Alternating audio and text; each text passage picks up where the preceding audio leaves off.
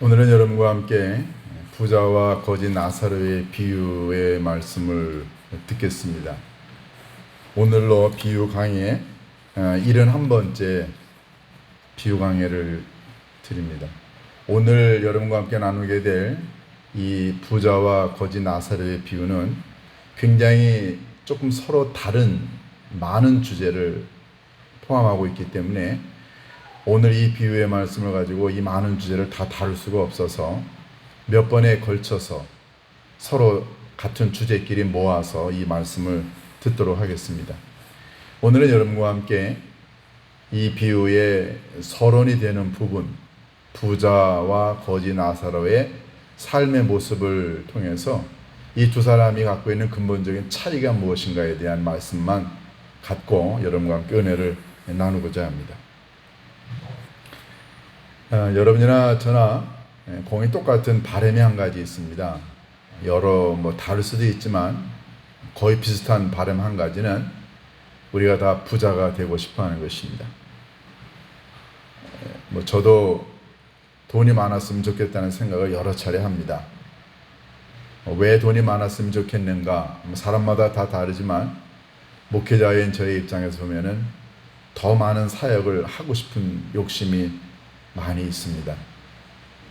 어떤 경우에는 뜻도 있고 비전도 있는데 재물이 없어서 못하는 것 같다는 그런 핑계를 대기도 하지만 그래도 어느 정도 뜻이 있고 하니까 하나님이 재물을 주시면 더 아름다운 사역을 할 수 있겠다는 그런 소박한 바람을 갖습니다. 여러분도 사시면서 그런 바람이 있죠. 사업이나 집 문제나 또 여러분이 계획하는 많은 일들을 이루기 위해서 여러분에게 그런 재물이 있었으면 좋겠다는 생각을 하실 거라고 생각합니다. 그런데 재물이 많은 것이 꼭 하나님이 우리를 축복하셨다고 하는 증거일까요? 내가 지위가 높고 권력이 많고 명예가 많으면 내가 굉장히 부유하면 하나님이 나를 인정하시고 나를 축복하신 거일까요? 그 반대로 여러분이 재물이 없고 그리고 명예도 없고 권력도 없고 배경도 별로 좋지 않고 게다가 만약에 몸까지 아파가지고 그래서 사경을 헤맨다거나 아니면 사형 선고를 받았다거나 아니면 시한부 인생을 살아간다면 그러면 여러분은 하나님으로부터 저주를 받고 심판을 받고 있는 걸까요? 우리가 신앙생활하면서 이런 질문을 많이 하게 됩니다. 겉으로 드러나는 이런 상황이나 조건이나 환경 같은 것들이 좋으면 하나님으로부터 축복을 받은 거고 그렇지 않으면은 하나님으로부터 버림을 받거나 하나님의 심판을 받는다고 생각하는 이런 흑백 논리, 이런 이분법적인 사고, 이게 얼마나 위험한 걸까요? 오늘 우리는 이 부자와 거지 나사로의 비유의 서론 부분을 통해서 그 얘기를 한번 듣고자 합니다. 예수님이 하신 비유에는 항상 배경이 있습니다. 왜 예수님이 그 비유를 말씀하시게 되는가에 대한 이유가 있습니다. 오늘 우리가 읽은 이 부자와 거지 나사로의 비유도 예수님이 이 비유의 말씀을 하시게 된 이유가 있습니다. 그것은 바로 1절에서부터 18절까지 나오는 두 가지 이야기입니다. 먼저 우리는 부자 나사로와 부자와 거지 나사로의 이 비유의 배경에 대한 부분을 잠깐 볼 필요가 있는데요. 내용이 너무 많기 때문에 제가 그냥 간단하게 요약을 합니다. 먼저 1절부터 13절까지는 옳지 않은 청지기 비유가 나옵니다. 이 비유는 조금 내용이 복잡해요. 그래서 제가 이 비유의 예수님의 마지막 결론 부분만 가지고 말씀을 드려볼까요? 여러분 한번 성경책 16장 13절을 펴보세요. 누가복음 16장 13절은 예수님이 1절부터 12절까지 하신 옳지 않은 청지기 비유의 결론 부분입니다. 늘 결론이 중요하죠. 13절 보면 집 하인이 두 주인을 섬길 수 없나니 혹 이것은 미워하고 저것은 사랑하거나 혹 이것을 중히 여기고 저것을 경히 여김이니라. 너희는 하나님과 재물을 겸하여 섬길 수 없느니라. 예수님이 이런 말씀하셨어요. 그런데 예수님이 1절부터 13절까지 하신 이 비유에 주된 청중이 있습니다. 예수님이 누구를 빗대어서 이 비유를 말씀하셨어요. 그 누구는 다름이 아닌 바리새인들이었습니다. 돈을 좋아하고 명예를 좋아하고 권력을 좋아했던 이 바리새인들. 예수님의 눈에는요, 돈 좋아하고 명예와 권력을 좋아하는 이 바리새인들은 하나님과 그들이 원하는 돈, 명예, 권력 이 두 가지, 이 바리새인들이 이 두 가지를 동시에 섬길 수 없다는 예수님의 말씀의 강조. 예수님은 그걸 강조하시려고 이 불의한 청지기의 비유를 말씀하셨어요. 한번 여러분 예를 들어볼까요? 주인이 둘이 있는데 여러분들이 그 사람 밑에서 일하는 일꾼이라고 생각해 보세요. 그러면 주인이 두 분인 집에서 여러분들이 일하실 수 있어요? A라고 하는 주인이 이렇게 해라 하는데 그걸 하려고 했더니 B라고 하는 주인이 아니야, 그렇게 하면 안 돼, 저렇게 해. 일하는 사람의 입장에서는요, 주인이 둘이면 일을 못합니다. 오늘 예수님이 13절에 뭐라고 얘기하셨냐면 하인이 두 주인을 섬길 수 없나니 혹 이것은 미워하고 저것은 사랑해, 이것은 중요시 여기고 또 다른 주인은 저것을 중요시 여기면 하인이 어떻게 일합니까? 여러분 믿음 생활도 그런 거라는 거죠. 여러분과 제가 하나님 너무너무 좋아요. 하나님도 중요해. 그런데 돈도 좋고 명예도 좋고 권력도 좋아요. 어느 걸 더 사랑할 건가요? 어느 걸 더 중요시 여길 건가요? 조금 더 쉬운 예를 한번 들어볼까요? 이건 그냥 비근한 예입니다. 여러분이 주일날 주님 전에 나와서 예배를 드리는 거 중요시 여기죠. 5일 동안 열심히 일하고 하루 집에서 쉬었다가 주일날 하나님 전에 나와 예배를 드리는 거 얼마나 중요합니까? 그런데 여러분들이 그날 놀러 가고 세상적인 재미를 하는 것도 중요해요. 주일날 하나님께 예배를 드릴 건가 아니면 세상에 나가서 놀 건가, 두 개가 다 중요해요. 근데 이 둘을 동시에 할 수 있나요? 아마 여러분 가운데 이렇게 생각할 겁니다. 목사님 방법이 있어요. 그거요, 오전에 교회 가서 예배를 잘 드리고 그러고 난 다음에 오후에 가면 놀면 되잖아요. 그럼 둘 다 잘한 거 아니에요? 정말 그게 가능할까요? 자, 한번 생각해 볼까요? 여러분이 오후에 세상에 나가서 쾌락을 즐기고 재밌게 놀고 그렇게 할 계획이 있었어요. 그러면 오전에 교회 와서 예배를 드릴 때 여러분의 마음은 어디가 있을까요? 예배에 집중 못합니다. 아니 목사님 오늘 왜 저렇게 설교가 길어? 쓸데없는 얘기를 반복하시네. 빨리빨리 끝내야 되는데 말이야. 그래야지 내가 어디 가는데. 오후에 세상에 나가서 놀 생각하게 되면 오전에 드리는 예배가 온전해지지 않습니다. 앉아가서는 계속 나가서 놀 생각만 해요. 세상 생각하지요. 그러니까 우리는 공간적으로 시간적으로 분리가 되어 있다 하더라도 이 둘을 동시에 섬길 수 없습니다. 하나만 해야 돼요. 그러니까는 예수님은 말씀하십니다. 하나님의 종인, 하나님의 일꾼인 우리가 하나님과 세상의 재미와 돈과 권력, 명예를 동시에 취할 수 없다는 거죠. 예수님이 이 이야기를 바리새인들에게 하셨습니다. 바리새인들이 그랬던 사람들이에요. 자기네들은 최고로 경건한 사람들이고 제일 믿음이 좋은 사람들이고 종교 지도자고, 또 그때 당시에 바리새인들은 경제적으로 그리고 정치적으로도 기득권 세력이었습니다. 그 사람들은 현상 유지에 관심이 있고 그 사람들은 모든 것들을 소유하고 누리고 있는 사람들이에요. 그런데 예수님이 가만히 보니까 이 사람들은 하나님을 섬긴다고 하면서 동시에 세상적인 모든 것들을 다 누리려고 하는 사람들이었어요. 그래서 예수님이 16장 1절부터 13절까지 하셨습니다. 너희들이 두 주인을 섬길 수 없다.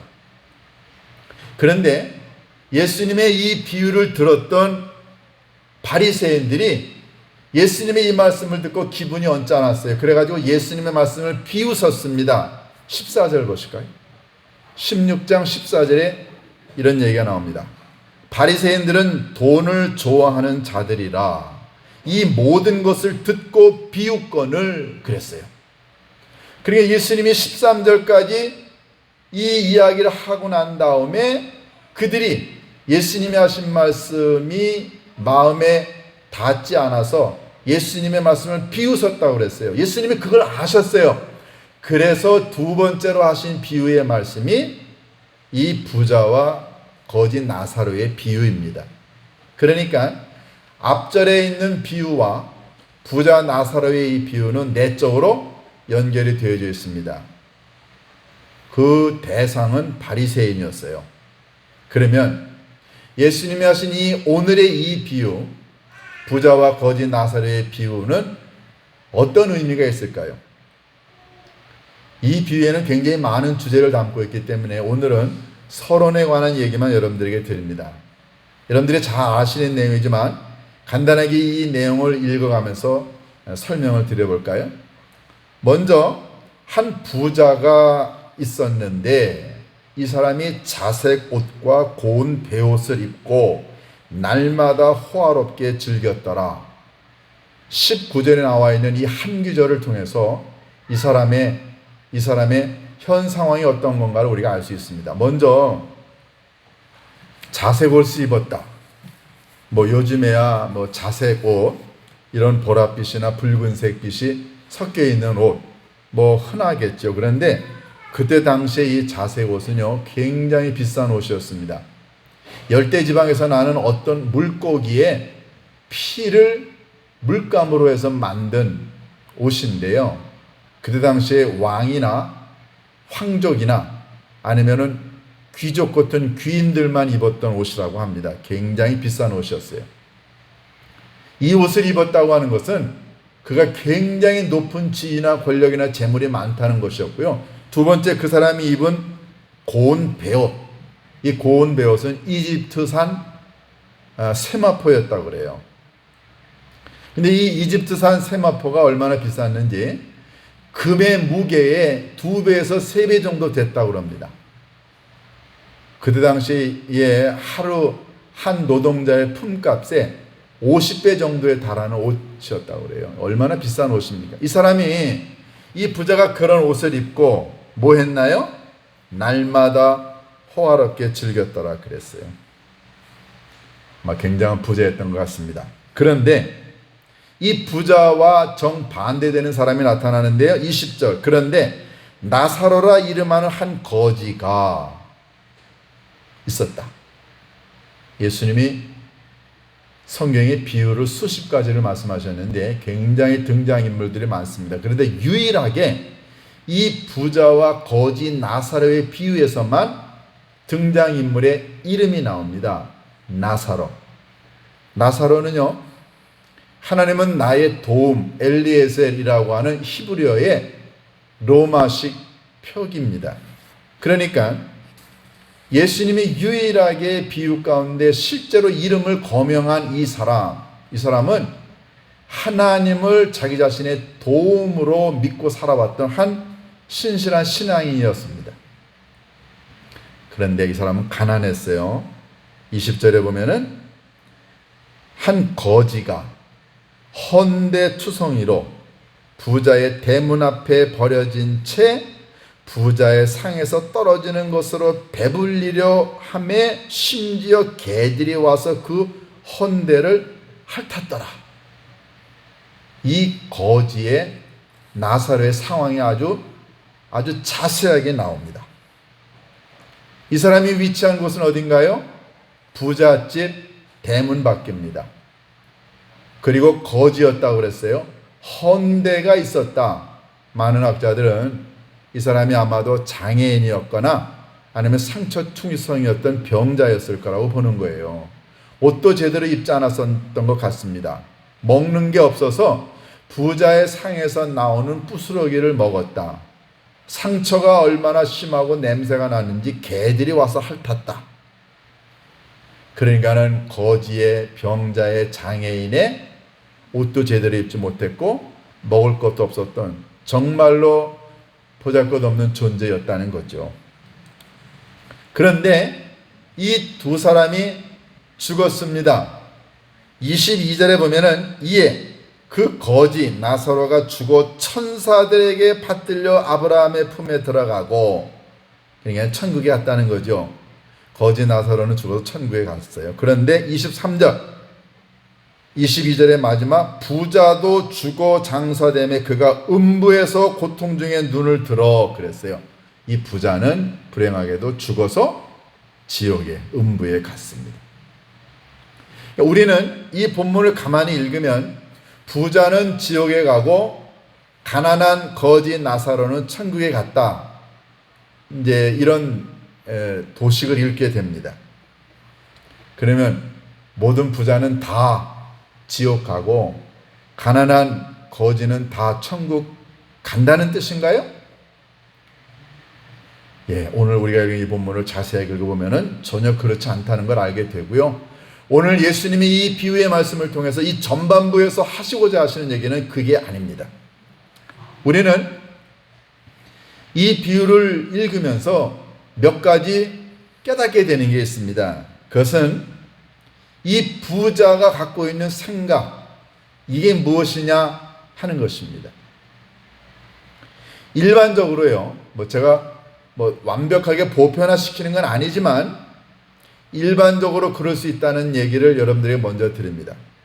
자, 이 부자가 죽어서 지옥 갔는데 이 부자가 살아있을 때 행했던 이 사람의 행동을 보면 부자가 가졌던 마음이 어떤 것인가를 알게 됩니다.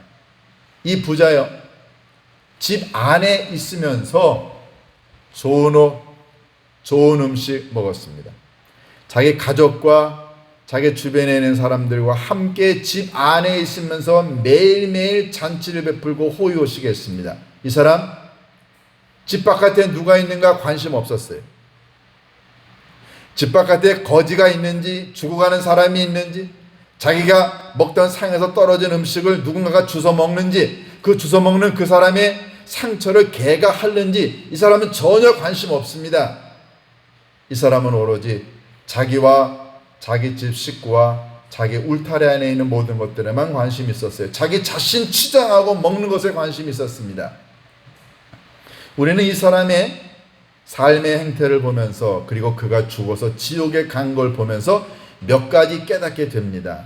첫 번째, 이 부자는요, 자기 자신이 부자가 된 것이 자기가 의롭고 깨끗하고 경건하고 믿음의 삶을 잘 살아서 하나님이 자기 자신에게 축복해 주신 것이라고 믿었던 사람입니다.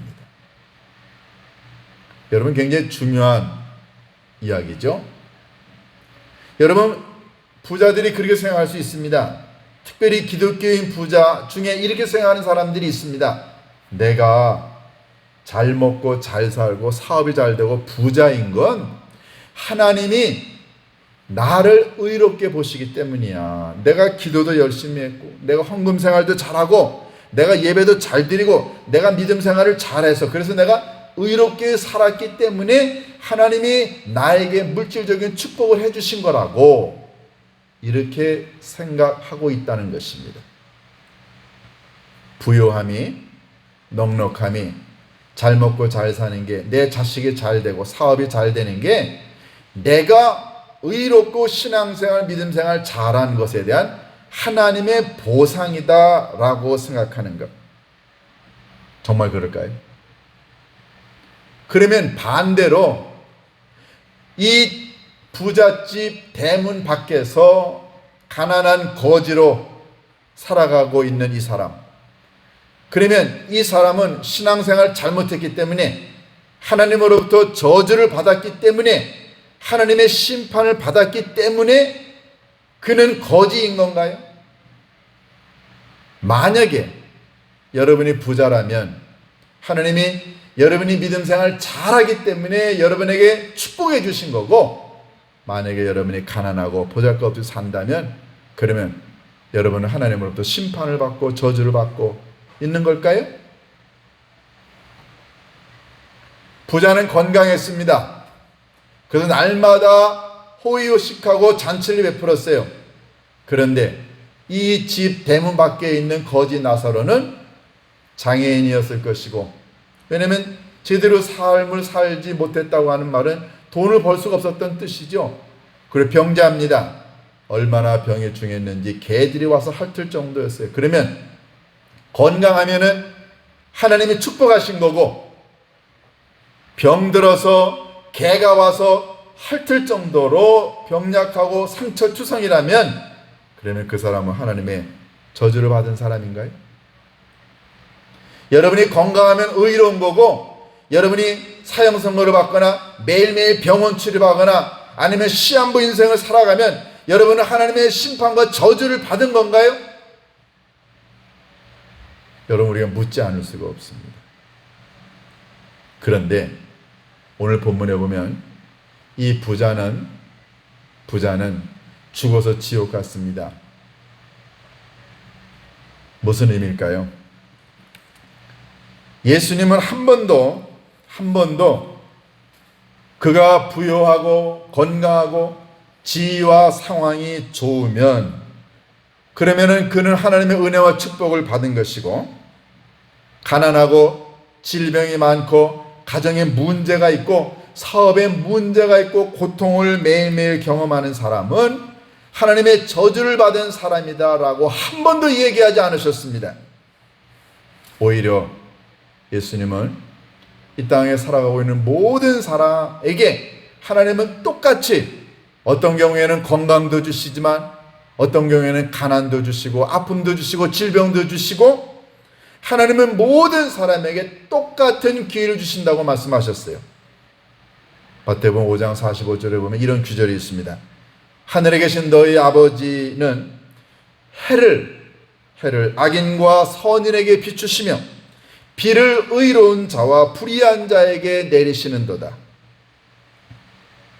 한 개인의 재력이나 한 개인의 건강 상태나 아니면 그의 지위나 상황과 환경 조건이 그의 의로움을 결정하지 않습니다. 그런데 우리는 세상적인 논리에 빠져가지고 사탄의 꼬임에 빠져가지고 경제적으로 부유하고 가정이 행복한 것 같고 건강하고 사회적인 지위와 환경과 조건이 좋으면 그러면 내가 의로운 것에 대한 하나님의 축복이고, 가난하고 병들고 고통당하고 낙방하고 이혼하고 가정이 해체되고 자녀에게 문제가 많이 생기면 그러면 그 사람은 하나님으로부터 심판과 저주를 받은 사람이다 라고 하는 이분법적인 이 흑백 논리로 자기 자신을 의인화하고 그리고 세상에 있는 사람들을 죄인화합니다. 여러분, 부자 중에는요 지옥에 가는 사람도 많고 가난한 사람들 중에는 천국 가는 사람도 많습니다. 이 똑같은 것을 다르게 적용할 수 있습니다. 반대로 부자 중에도 천국 가는 사람 많고요, 가난한 사람들 중에서도 지옥 가는 사람들 많습니다. 하나님의 눈에는 결코 그가 소유한 부유함이나 그의 건강이나 그의 상황과 환경 전혀 하나님에게는 문제가 되지 않습니다. 여러분, 이 부자는요 비싼 옷 입고 좋은 음식 먹고 좋은 집에서 삽니다. 그러면서 세상에 있는 사람들에게, 자기 주변에 있는 사람들에게 이렇게 얘기했겠죠. 나를 좀 봐. 내가 이렇게 건강하고 내가 이렇게 부자고 내가 이렇게 잘 나가는 거, 이거 하나님이 나에게 은혜와 축복을 주셨기 때문이라고. 이 사람은요 다른 사람들에게 자기의 이 상황을 보여주면서 그들에게 너희가 그렇지 못한 건 너희들이 의롭지 못하고 신앙생활 제대로 못했기 때문에 하나님이 너희들에게 너희들에게 벌을 주신 거야. 이 사람은 세상에 있는 사람들에게 그렇게 강요하고 있습니다. 그러면 하나님의 눈에는 그가 어떻게 비춰지고 있을까요? 여러분, 하나님은 절대로 우리의 재정적인 환경이나 형편과 처지나 우리의 건강 상태를 보고 그것으로 우리를 판단하시지 않습니다. 하나님의 눈에는 이 부자는 아무 의미 없는 존재였습니다. 이 부자는 자기 주변에 있는 사람들을 멍청이 바보로 만들고 있습니다. 여러분, 이 사람은 자기가 누리고 있는 이 모든 것들이 하나님의 은혜요 축복이라고 그렇게 세상에 있는 사람들도 믿기를 원했지만 하나님은 절대로 그 사람의 이 속임수에 넘어가지 않습니다. 하나님은 바보가 아닙니다. 여러분이 힘들고 어렵고 고통당하고 가난하고 질병에 걸려 있다고 해서 하나님이 여러분에게 심판하거나 여러분에게 벌을 주시는 것 아닙니다. 혹 우리가 이 땅에 살아가는 동안에 재물이 많고 건강하고 모든 일이 잘 된다고 해서 하나님이 내게 은혜와 축복을 주셨다고만 생각할 수도 없습니다. 하나님은 그런 생각을 하는 이 부자에게 이렇게 말씀하십니다. 너의 부유함과 너의 건강과 너의 사회적 지위와 너의 좋은 환경, 그게 너희가 하나님의 나라에 들어갈 수 있는 자격이나 조건이 되는 게 아니라고 분명히 말씀하십니다. 우리는 그걸 어떻게 알 수 있을까요? 오늘 이 부자는 죽어서 지옥에 갔다고 했습니다. 그러면 그가 정말로 지옥에 간 이유는 뭘까요? 다름이 아니라 그가 지옥에 간 이유는 그는 하나님과 아무런 관계가 없는 삶을 살았기 때문입니다. 여러분, 하나님은 우리들에게 부여와 재물을 주신 이유는 뭘까요? 하나님은 우리들에게 건강을 주신 이유는 뭘까요? 그것은 우리들에게 그 모든 것을 주신 분은 하나님이시고 내가 잘나서 내가 노력해서 내가 똑똑해서 얻은 것이기 때문에 이건 난 내 것이 아니고 하나님이 나에게 주신 선물이기 때문에 나는 이것을 가지고 내 주변에 있는 모든 사람들에게 선을 베풀고 나누며 살아가야 되는 그런 의무와 책임과 사명이 내게 있다는 걸 깨달은 사람이 하나님의 나라에 가는 것이고요. 만약에 그걸 깨닫지 못해 하나님과 아무런 관계가 없는 삶을 살았다고 한다면 그는 하나님의 나라에 갈 수 없죠. 가난한 사람, 그리고 부자, 건강한 사람, 그리고 몸이 약한 것, 이건 전혀 하나님에게 문제가 되지 않습니다. 가장 중요한 것은 부요함에 대하여, 가난함에 대하여, 건강에 대하여 몸 아픈 것이 아니고 태도와 자세의 문제죠. 만약에 부요하고 건강하고 잘 살면서도 하나님과 올바른 관계를 맺고 있고 이 모든 것들을 주신 분은 하나님이시고 나는 이 모든 것들을 이웃과 나누어야 된다고 하는 삶의 태도를 갖고 있는 사람이면은 천국에 갈 수 있지만, 가난하고 병들고 보잘것 없으면서도 하나님과의 관계가 전혀 맺어져 있지 않고 예수 그리스도를 통한 이 은혜와 구원에 전혀 관심이 관계가 없는 사람이라고 한다면 그 사람은 지옥 가는 것입니다.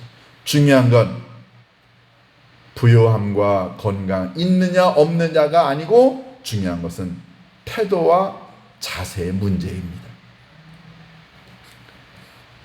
우리는 이 부자가 지옥에 간 결정적인 건 그가 부자이기 때문에 남들에게 나누지 않았기 때문이 아니고 그가 하나님으로부터 받은 것, 그걸 인정하는 것도 없고 하나님이 그에게 이 귀한 걸 주신 이유가 무엇인가?